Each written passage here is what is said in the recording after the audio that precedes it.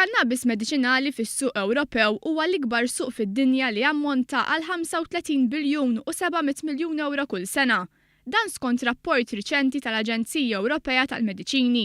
Di Marijuana Business Daily irrapporta fis-sfond li l-Parlament Malti se jieħu vot finali dwar il-produzzjoni tal-kannabis mediċinali f'Malta f'Marzu illi ġej. L-artiklu għamel referenza l-interess li qiegħda turi l-kumpanija Kanadiża Ewropea li qiegħda tħares lejn Malta sabiex f'pajjiżna tiftaħ laboratorju flimkien ma' faċilità tal-kannabis mediċinali.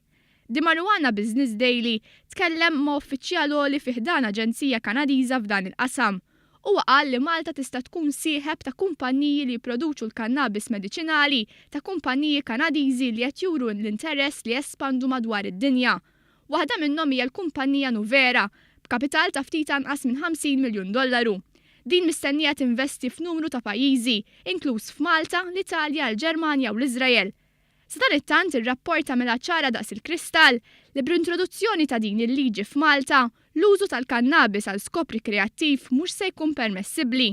L-abbozz ta' liġi dwar il-produzzjoni tal-kannabis mediċinali se jwassal biex Malta tkun minn ta' quddiem fost il-pajjiżi Ewropej li jkollha qafas regolat fis-suq u se tkun fost 28 pajjiż li jipproduċu l-kannabis għal skop mediċinali.